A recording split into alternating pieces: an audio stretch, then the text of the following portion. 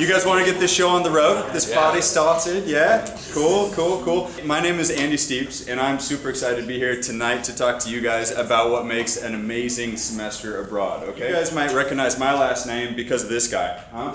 Funny, like Rick Steeves, I had the blessing and the curse of growing up with this guy every single year of my life. So that's why I'm up here talking to you guys today. Now me, my mom and sister would go visit him wherever he was in Europe. He'd go over to Europe about Easter time and stay over till August. So of course that's a long time to be away from your family. So me, my mom and sister would go visit him wherever he was. And looking back on things, what I realized is he would often double dip these family trips as a publicity stunt. You know, anytime there was hoof and mouth disease or you know, mad cow disease going on, he would take us there just to show the American public that it was still indeed safe to travel throughout Europe, no matter what Fox News would have you believe back home. You know, what he also did was he took it upon himself to teach me how to travel from a very early age. So you know, I'm very familiar with that kind of lost feeling. So for example, he would put me on the next metro car in Paris, tell me where to change and where to get off, and then be like, all right, see you on the other end. And this is when I was like 8 or 9 years old. So when I say I'm happy to be here, I really am happy to be here. That's really where I got my beginnings of learning how to travel all around Europe. You know, me and my sister, we played everything from grumpy teenagers on his TV show to even a Swiss Santa Claus. Now, funny side note here about the Swiss Christmas tradition. The Swiss Santa Claus, Samichlaus, has an evil sidekick named Schmutzli, right here with this mean-looking beard and these branches strapped to his waist. Now, the Swiss children actually believe that he'll whip you with those branches if you're a bad kid, if you don't do your chores. So not only do you get coal in your stockings, you also get bruises and welts. Needless to say, they do what they're told. They're very nice kids. But yeah, so that was 0 to 18 years of my life growing up. What it also did was it taught me how to travel throughout Europe. So by the time I was 18, me and my best buddy Alex, we packed up our bags, graduated from high school on, I think, a Sunday, packed up our bags on Monday, came over here to Europe on that Tuesday. And we were very much in the same shoes you guys probably were up until about 10 days ago. You never think the day's going to get there, and then boom, all of a sudden your parents are driving you to the airport, and you probably got one of these scared shitless looks on your faces, right? It feels like you're strapped into a roller coaster, you just hope you make it out all right on the other end, right? Well, very quickly we realized they do things differently here in Europe. As soon as we got off the plane, they gave us drinks. There were funny plants growing on the side of the street. There were very public restrooms. And of course there was the red light district. We're talking about Amsterdam here. Now, the cool thing with travel is it gives us the opportunity to go into foreign cultures, other countries, and see how they deal with the same societal challenges that face every country around the world. And this is a prime example of how important it is to get beyond that knee-jerk reaction of saying, oh, this is cool, this is weird, this is good, this is bad. Understand a little bit more about the reasons why. Why is it like that in Amsterdam and the Netherlands? Well, the Dutch government doesn't encourage or endorse things like prostitution or smoking weed. Rather, they just decide to tax and regulate those industries and put that money back into safety nets, public education systems, public healthcare systems, infrastructure. And what you'll find is that for the Dutch people, it works really well. And travel gives us the opportunity to go into these foreign cultures and countries and learn that, okay, they decide to take a different approach. And studying abroad gives you the chance to go into a whole bunch of different cultures, learn from those differences, take those with us back to the States and be a more worldly aware and well-rounded voter. And that's as political as we're going to get today. Don't worry. Anyways, we hopped on a train, made it over to Paris, caught a night train down to Madrid. And as soon as we got off the train, there was this huge street festival going on. We didn't know what the heck was happening, but there was these like balloons, there were flags, there were water guys going off in the streets, and like hundreds upon thousands of people partying in the main avenues all across the city. And it didn't take us long to realize the day that we showed up in Madrid happened to be the day that they legalized gay marriage there in Spain. And so to be there for that momentous step forward in civil liberties was really something special. And that's another thing with travel. Oftentimes the most interesting, exciting, or you know, memorable experiences happen to you. You know, so if you like bring the right mindset and be ready to embrace those unexpected experiences, you make friends like crazy, and that's exactly what we did. We also caught a bullfight in Madrid. So everybody's heard about bullfights, right? Well, Alex and I, we wanted to go and see it and experience it. And personally, I was surprised by the timed mechanical nature of a bullfight. So what they do is they bring out the bull, they run him around for 5 minutes, they poke him for 5 minutes, they spear him for 5 minutes, then they kill him for 5 minutes, and then you get a 10-minute intermission as they sweep up and drag the bull out, and then they bring out the next bull. And this happens bull after bull after bull all afternoon. To us Americans and our delicate sensibilities, you know, we can't believe this actually happens. But check out this stadium, it's packed with Spanish families. You know, not a seat is open in the house. And so it made me realize that while like other cultures might do things that we might find controversial, again, it's not our place as travelers to come in and judge what's good or what's bad. Rather understand that there's always going to be a second side or a background story to whatever tradition that we're encountering. We went through the south of France, learned that Ferraris still do get parking tickets. We tried to find Nemo for a while. And just at this point in time, we realized that the Tour de France was coming through the south of France and going into the French, like the foothills of the French Alps. And Alex and I, we looked at each other and like, wow, we could actually chase this down and see a stage of the Tour de France. And so that's exactly what we did. We took a 2-day-long detour out of our planned itinerary in order to see that. And so we got in super late one night into this boonies French hill town, got up super early the next morning and started hitchhiking up the mountain. Before long, we got picked up by 2 crazy Belgians right here who had already picked up 2 crazy Koreans and jammed us all into their 4-seater car. And before we knew it, we were in a car with people in it from all corners of the planet, literally, going up blasting this Belgian folk music. Let's see if this works.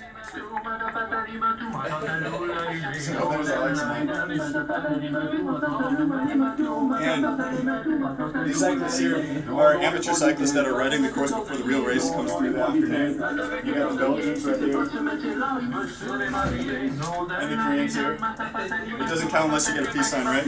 So you gotta get that in. Fast forward to that afternoon, we find a perch from which to watch the festival on wheels come through, and it really is a crazy long, like 6-hour-long caravan. You got the organizer trucks, team cars, police cars, VIP cars, all coming through. They're all tossing out knickknacks like crackers and cheese and funny looking hats. But the excitement is constantly building throughout the day as the film helicopters are slowly following the cyclists up the valley towards you. And keep in mind, we're in the absolute boonies of France, so all the sounds that you hear, all the people that you see are there for the exact same reason. Now, I understand cycling probably isn't your guys, is what gets you guys up in the morning, but it is cool to be among that energy. So whether it's football, or whether it's soccer, whether it's Six Nations rugby, whether it's music events, chase those interesting events down, all right?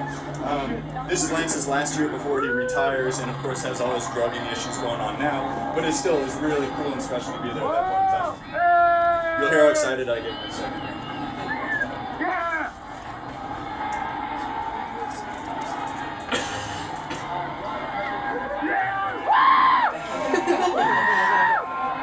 So this is Lance in the blue.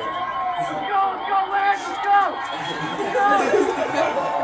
So 2 days out of our trip to see that and 2 days to catch back up, all for those 2 seconds. When you chase down things that interest you, whatever they might be, it really brings people together. I mean, where else but on the side of the Tour de France can you get as excited about seeing, men in spandex and shaved legs riding bikes up the mountain as the French grandma next to you? It like really brings people together. And that's what made me kind of start thinking about, okay, it's people that you meet while you travel from different backgrounds, who have different perspectives. That's really what good travel is all about. And so what I want to talk about in a little bit is how you can kind of facilitate that and make that happen during your semester. That was a whole 6-week-long trip.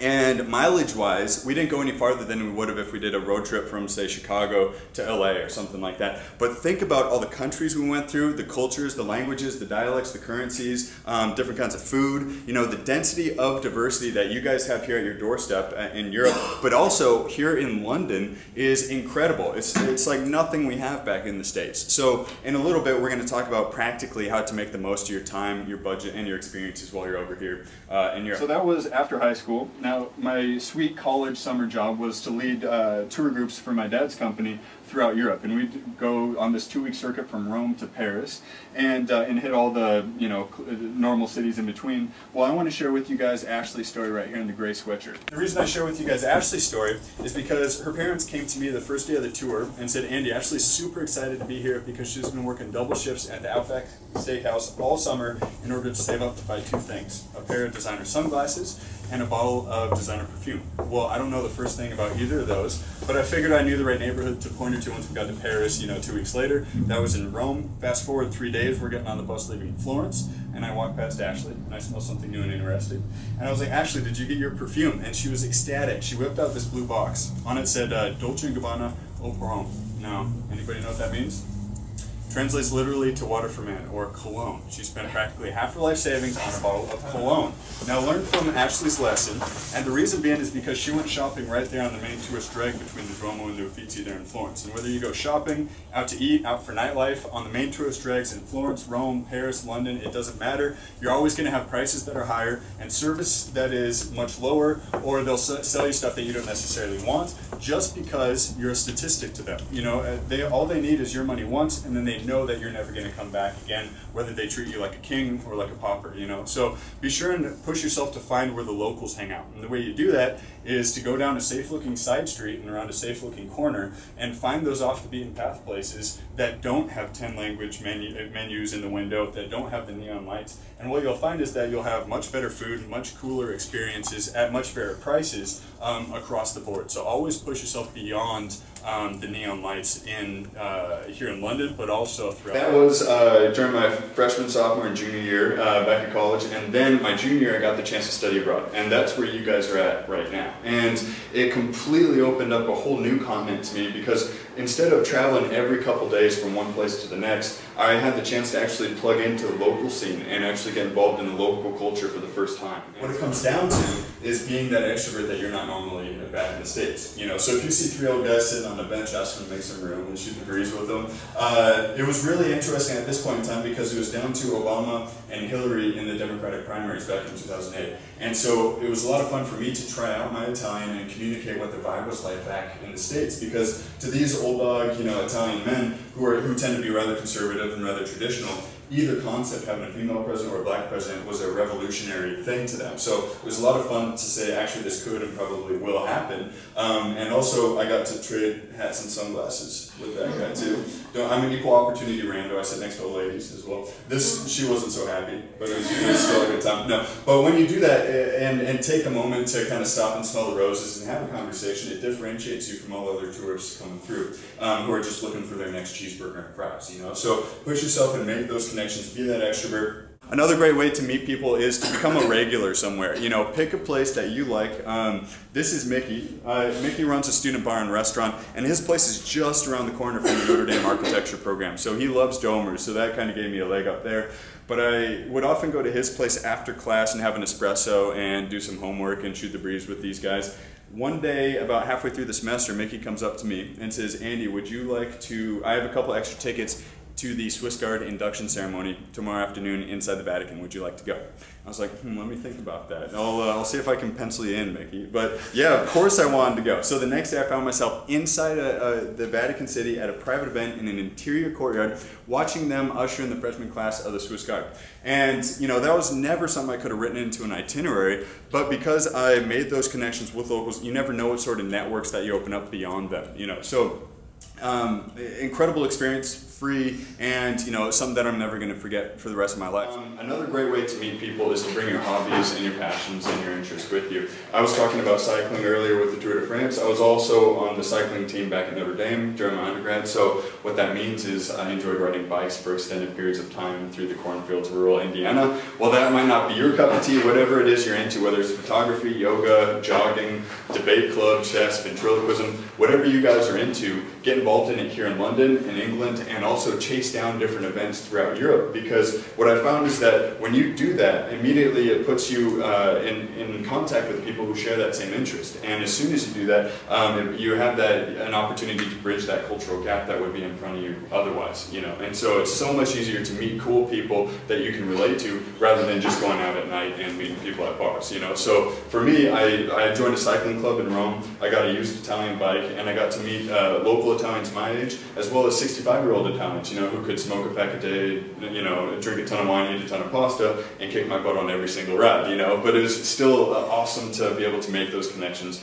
and ride around Rome. And because I knew how to get around, because I had friends in all these different places, I started organizing these trips for my friends. So we made it to the Swiss Alps, did some incredible skiing. This is where they filmed Inner Majesty's Secret Service, like back in the 70s or something, which is an old James Bond movie, by the way. Some of the most incredible skiing I've ever done in my life. Put Stephen's passion in Washington State to shame, that's for sure. We also made it to Venice for Carnivale. Saw these beautiful handmade costumes, got in silly string fights with these devil children. No hospital visits though, so it's all good. We also made it to the Cinque Terre, which is a beautiful stretch of Italian coastline. Cinque Terre means 5 lands or 5 towns, and they're all linked by these hiking trails, and so it's a real active destination going between each one. All the while we were pushing ourselves to try out our Italian. We were, you know, an intermediate Italian class, so we were trying to have those conversations with people in their local language. Now, I give this talk in Italy, France, Germany, Spain, so it makes more sense there, but take it, you know, again, as a metaphor to remember to push yourself to have those conversations, to break yourself out of the American bubble that you guys might find yourself here if all you did was go to class at Kappa, you know. Be sure and do something beyond what everybody else is doing in your circle. And be selfish. Get involved in whatever you guys yourself are interested in and maximize it any way you possibly can in order to make those personal connections.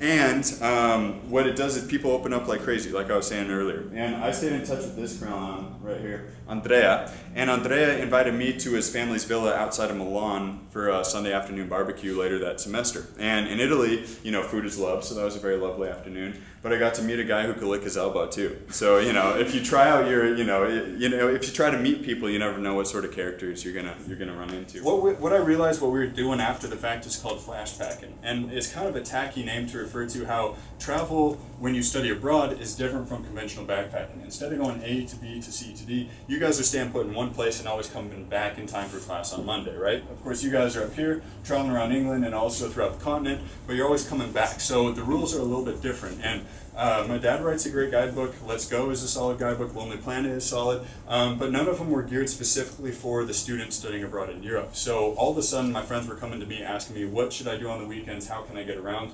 So I've started a website with all this information up there. And what I'd love to do is go over a few of the points, a few of the most important points here over the next few minutes. So when it comes to phoning and communication, Skype has a lot of cool tools I've realized beyond just computer-to-computer calling. I could actually buy a local Seattle number and give that local number to my less technologically inclined loved ones, like my mom, like my grandma, and they could call that local number any time of day and it gets forwarded to the British cell phone in my pocket. So huge brownie points and convenience factor right there. I've also learned that Skype, Viber, Google Voice, they have slightly different models. So if you know exactly when to use which based on whatever you're trying to do, you can call for very cheap, if not for free, internationally around the world. So definitely worth downloading all those apps or installing them on your computer to use them to stay in touch with your friends back home. I also have a smartphone with AT&T back in the States, and anytime I come over here to Europe, which is 8 months a year, I call them up and I suspend my account, and that drops it to just $10 a month, and I use it as a Wi-Fi device while I'm over here, because I found that the international plans, data plans, are never worth it because there are Wi-Fi spots all over the place in Europe, and I just have a throwaway phone that I use on a daily basis. Now, speaking of cross-cultural and international communication, watch out for creepers. They're all over the place. And avoid the situation. Now, I took this picture like 8 years ago in Sicily, and then the TV show came out, and I couldn't believe the likeness of this dude. And that guy was like, yes, that would be the name for my slide, you know. But the point I want to make here is with, you know, the social signals that you might send out dancing, drinking with guys or girls, and then you hop on the back of their moped at the end of the night, especially in Mediterranean cultures, you can probably safely assume you're not going to get a ride back to your apartment, you're going to have a cultural experience. Whether or not that's the cultural experience you're looking for, that's your call, but it's just important to be aware of the situation before you find yourself in the situation. Something to really important to keep in mind, when you go somewhere is just as important as where you're going in the first place. Now, put real value on the time and the travel and the trips that you guys are planning on taking while you guys are over here in Europe, because not only is it nearly impossible to replicate, it's also really darn expensive to try to do it over again, okay? The worst thing that I see students do all over is just pick arbitrary weekends to go different places. Don't do that. Be sure and do your research ahead of time and make sure and find out, okay, when is a good place to go somewhere, okay? It doesn't matter if there's a celebration weekend or not, but pay attention to those celebration weekends. You know, we went to Venice specifically for Carnivale to see those beautiful costumes, you know, but the crowds and the prices were nearly overwhelming. You know, you could barely move in the place, you know, so we went there deliberately. But if you didn't, you know, necessarily want to be there at that point in time, it's a real different experience. So pay attention to that and do your research ahead of time to make sure you go there at the right point in time, okay? When it comes to getting around, infrastructure here in Europe is incredible. So you got buses, trains, and planes. We'll go over each one briefly. When it comes to buses, getthere.ie is an awesome site if you're traveling around Ireland, And then if you go into Central Europe, there's a lot of solid bus connections throughout Europe, especially on Eurolines. That is all across Europe, Spain, France, all the way out to the Czech Republic and Hungary and beyond. So we're checking out that, as well as Orangeways and Student Agency. When it comes to Euro passes, I'm happy to go into this further, like if anybody has specific questions, but as a general rule, especially if you're studying here in London, it doesn't make so much sense to have one while you're studying abroad. Let's talk about budget airlines, okay? Now, everybody's heard of Ryanair, right? Everybody's heard of Ryanair because they get the most press, because they screw up the most of their customers. You know, it's a very solid marketing plan that works for them. Now, Ryanair isn't the only cheap airline out there, and what I want to remind you guys is cheap airlines aren't necessarily cheap at all. Instead, I use my 4 favorite search engines here: Skyscanner, Cheapaware, Kayak, and Momondo. I do the same search across all 4 search engines, and then and keep it as flexible as possible. So I keep it flexible on dates, time, even airports, you know, because you never know what'll come up. And then once I see a flight that I actually like, I'll book directly with that airline. And I do the same search across all 4 of those search engines because they have different algorithms, so they give me back different results. So I do the same search across all 4 sites, and then I'll book directly with the airline. Now, when traveling with budget airlines, it's important to go in with a big picture approach, okay? What they do is they get you on all sorts of hurdles and fees along the way. So if you guys see a British Airlines flight for, you know, 80 quid and a Ryanair flight for 20 or 40, before you book the Ryanair flight, be sure and factor in all the different fees that you might encounter along the way, as opposed to just flying with a normal airline up front that has a much more kind of inclusive package. So if you're flying with Ryanair, especially read all of their fine print. If you need to check in at the airport and you don't do it online ahead of time, that's 40 euros. They might even charge you 40 quid here in London. So that's 40 euros. If you need to print out your boarding pass at the airport and you don't do it online ahead of time, that's 40 euros. If you have to check in a bag either at the gate or even as you're boarding the flight, again, that's 40 to 60 euros. So, and that's just one way. So very quickly, that's not a cheap flight at all, you know. So be sure and play by their rules if you're going to fly with them, and read every single bit of fine print, and don't figure that you can just get around those rules, because that's how they get you on all those fees. That's how they generate the revenue. Also, be sure to get your visa and passport checked if you have a non-EU passport if you're flying with Ryanair. I speak from experience. I almost missed a flight because I didn't get my visa checked because the baggage claim sticker was placed right over this, so I didn't read it, and we didn't find that out all the way to the gate, until all the way to the gate, but I ended up getting on the flight regardless, but I almost missed my flight. So be sure and get your visa and passport checked. When it comes to banks, I have Bank of America back at home, so I know that they have 3 partnership banks, and when I stick with those ATMs here in England, but also throughout Europe, I avoid the withdrawal fees. That's important because those withdrawal fees can easily add up to a couple $100 throughout the semester. So whether or not you have Bank of America, just get on the phone with your bank back home and see what sort of deals that they have with other banks while you're over here. And something that I've seen pop up all over the place when it's pulling out cash from ATMs, whether it's booking stuff online as well as paying for stuff in person. Anytime you use your card, what's happening recently is they're giving you this option to pay a guaranteed amount in your home currency.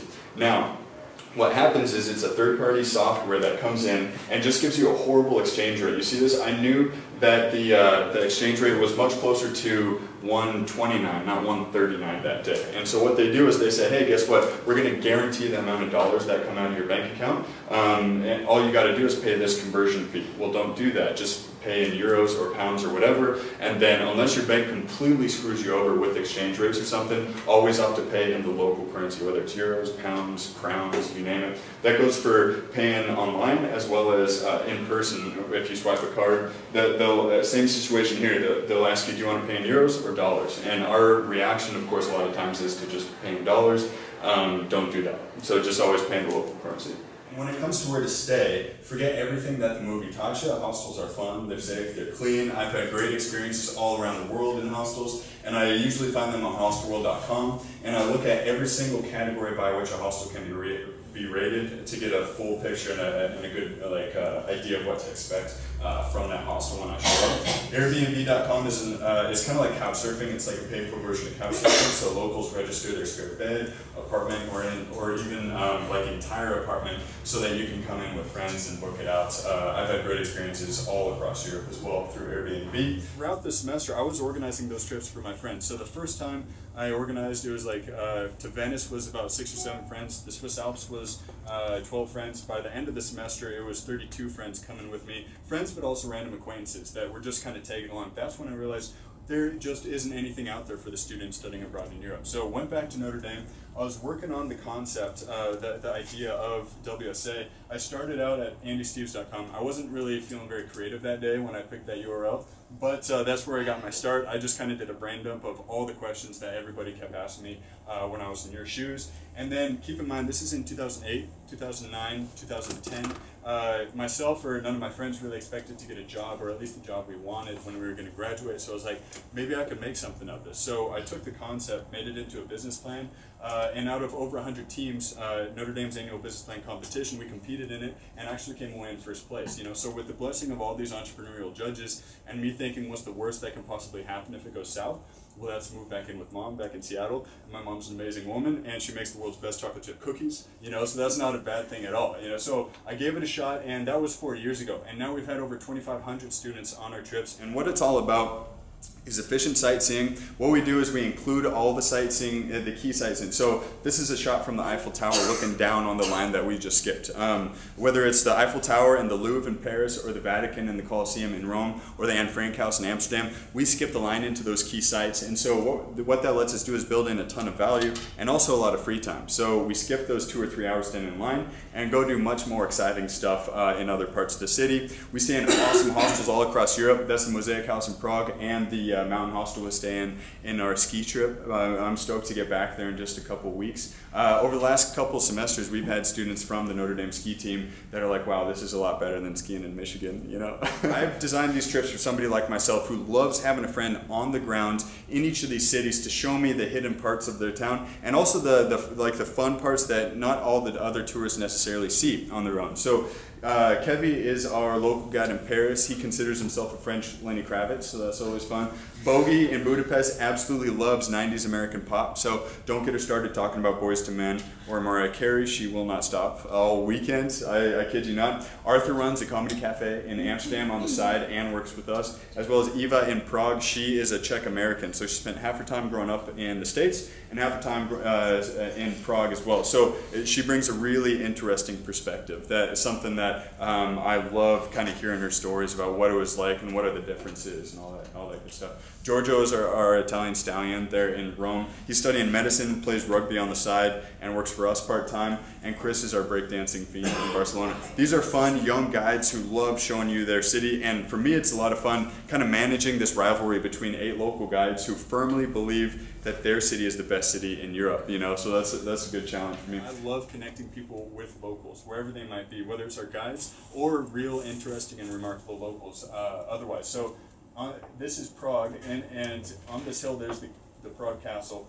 Right here's the Lobkowicz family palace. And we get a walking tour of the Lobkowicz family palace by Prince William Lobkowicz Jr. right here, who gives us his own take on what it's like growing up and going to these stately events. He doesn't do this for anybody else, but it's just one of the perks of having Steves as your last name, I guess. And I connect you with him. It's also really interesting to hear his stories, like hear him complain about how difficult and expensive it is to maintain all 13 castles that they have around the Czech countryside. You know, it's like it's like Prince problems, you know. So anyway, so it's really cool to get that kind of inside take. But we're going to East Rome. We got tickets to Easter Mass, seeing Pope Francis there, and we're doing a concurrent spring break trip. So I don't know if you guys have the week off before or after, but we're doing Venice, the Cinque Terre. This is the lookout tower that I was talking about, and those 5 towns and the hiking trails in between, as well as Florence and to see the Accademia.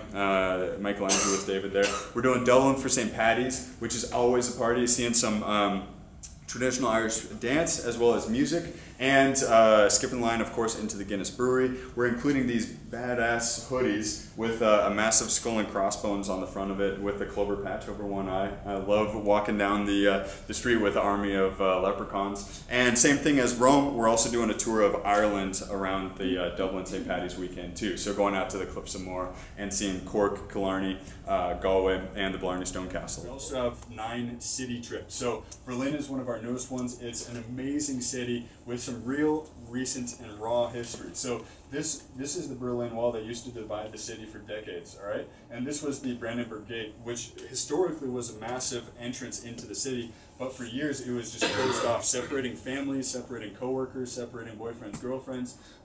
So it's just really cool to go into that city as it's coming into its own, its own style. And what it's emerged as is the hipster capital of Europe. So what was the Berlin Wall is now the longest outdoor mural. So it's so cool to check that out. Go see the street art and experience that alternative culture.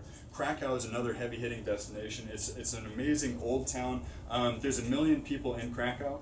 200,000 of them are students. It's Poland's student city. And so all the food, the nightlife, and all the experiences are really geared towards students.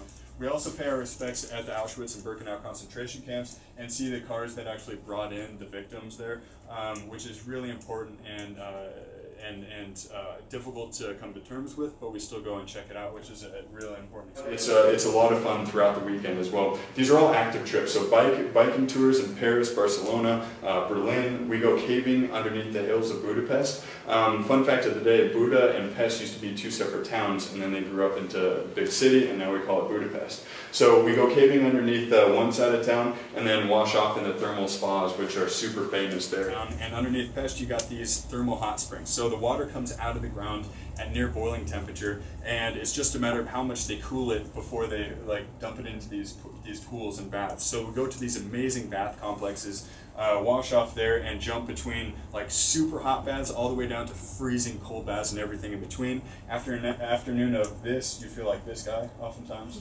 But one of the coolest things is as the sun goes down, they bring out the disco ball, bring in a DJ, and turn the music up, and it turns into sparties or spa parties, which is incredible. So cool to check that out. In Amsterdam, we go to a diamond cutting demonstration. The Dutch have a long history of diamond importing and cutting, and so we go and get a demonstration about how that works. And this lady shows us all these stacks are full of diamonds back here. And usually we get diamonds, between 30, 40, 50,000 euros retail price. They know we're student groups, so I don't know why they're showing us diamonds that are this pricey. But last time she wasn't happy with it, so she sent it back down in the vacuum tube, kind of like you drive through at the bank. And then it came up, and the diamond inside was 372,000 euros. And I've always been tempted to wear my running shoes and eat it and run, but I've kept myself control. All around, these are trips that really plug you straight into the culture. So a flamenco show in Barcelona, and a paella and sangria making class. One of the most important things about experiencing a city, as you guys will find here in London, make it out to Brick Lane, make it out to the farmers markets as well. It's all about the food, the culinary experiences in these different destinations. Okay, so. That's what really brings these destinations to life and make them memorable. We got tons of departures this semester beyond our celebration weekends, and all of it's online. So our city trips are at $199. Our detours are unguided packages, so if you prefer to just show up and do your own thing, we have options for that as well. Unguided trips available year-round, 365, rather than just starting on Friday to Sunday. And besides our trips, we have tons of student-specific resources. So all the links that I was talking about during this talk, as well as tons of other things based on the information that I wish I knew when I was in your shoes. It's also, we have internships available as well. So if you've been digging what I've been talking about up here, definitely check out the website. You can check it out at WSAEurope.com, about WSA, work with WSA, and find all the information up there as well. So guys, I hope you've been able to take a few fun facts and tips to make the most of your semester over here while you're studying abroad here in London. And I wish you all the best. Be sure and push yourself on a daily basis to do something incredible every single day, because it's going to fly by. So live every single minute up to the fullest. I gotta say thanks a million, and I'm sticking around for questions if anybody has them. But thanks a lot, guys. Thanks for coming out. Appreciate it.